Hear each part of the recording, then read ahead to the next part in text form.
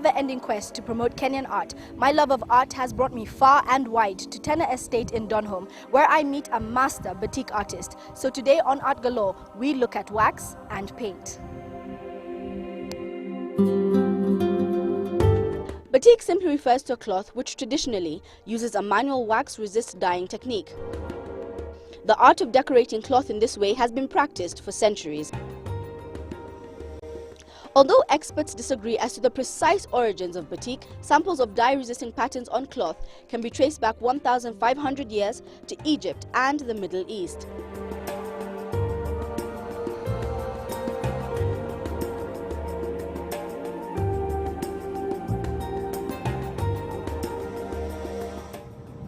Coming back to modern-day Nairobi lies a man with a masterful skill.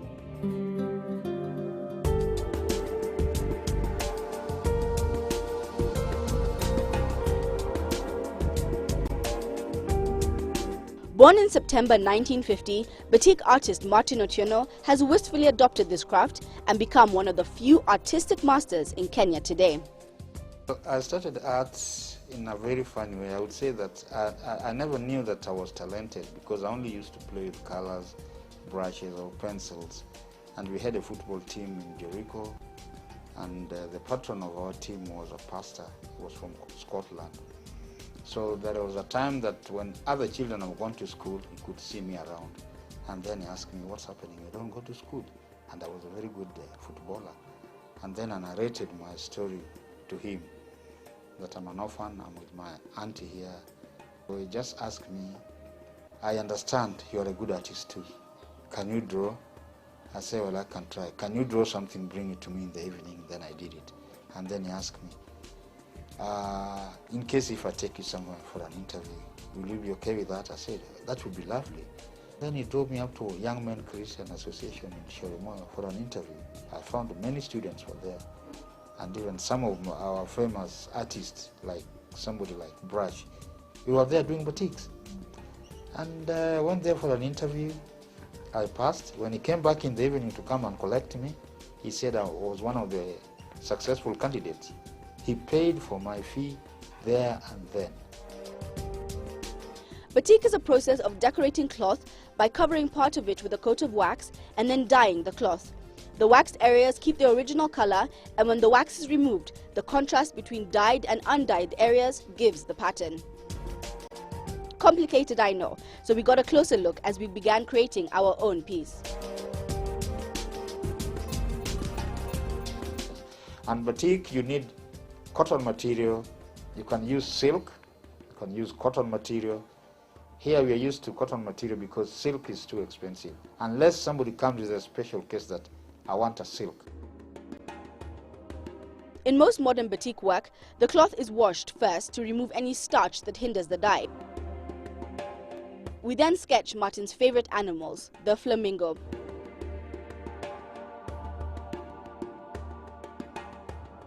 Something he does with ease with his years of experience.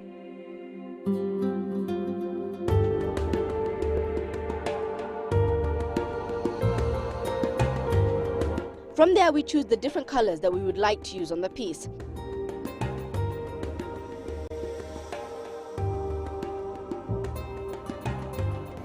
Just a small quantity like that, and then you add water. This one, what I'm using here, if I put water here, you can use like 3 meters of cotton material.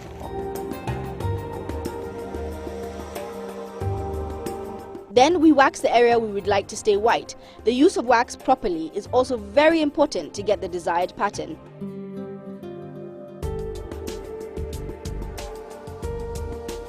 Wax is used on the flamingo that we would like to remain white.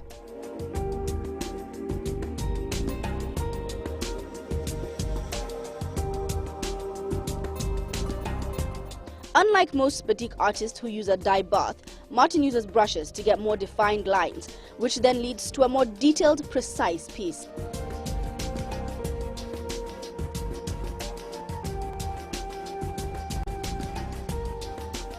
Finally, we paint, and when it dries, that will be waxed to stay blue, and so on and so on.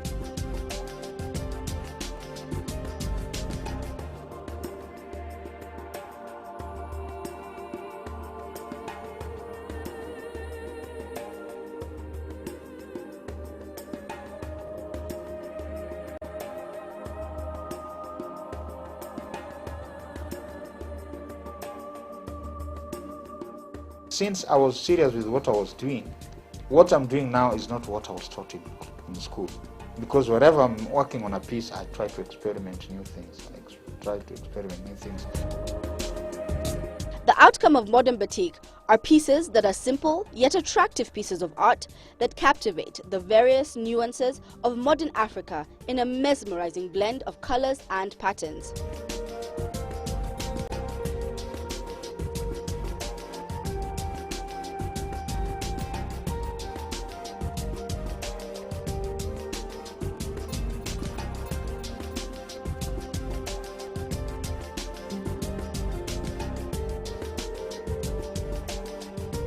Martin draws on the African experience and is especially fond of flamingos from Kisumu. He uses batik to echo the beauty and serenity of Kenya, something he says is much appreciated around the world. What inspires me very much is I like natural. I do a bit of landscape, but I like doing the wildlife.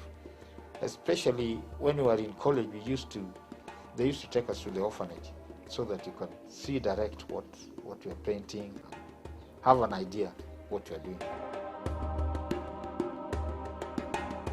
As with many artists whose creativity is in their blood, Martin began to teach himself acrylic work on paper. This seems to be the natural evolution for him.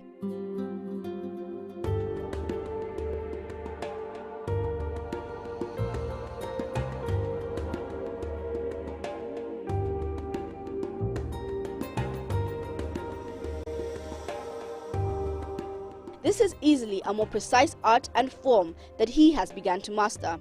He mixes colors that instantly bring a depth and intensity to the pieces. This, coupled with exact brush strokes, equal a clean piece of art.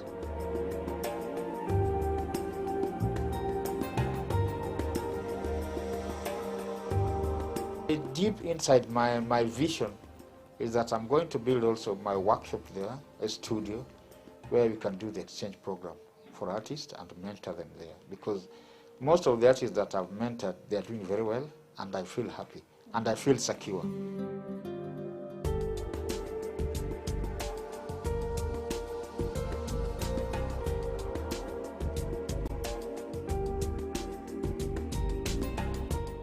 With all his blessings, he has 3 statements for artists starting today.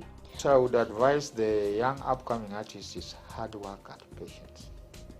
It needs you to sacrifice. You must work hard and you must be patient and ready to learn. Doing whatever you're working on your piece, think of something new. How different will it look from what the rest of the people are doing? Don't forget to email me on artgalore@royalmedia.co.ke or Facebook on Art Galore Power Breakfast.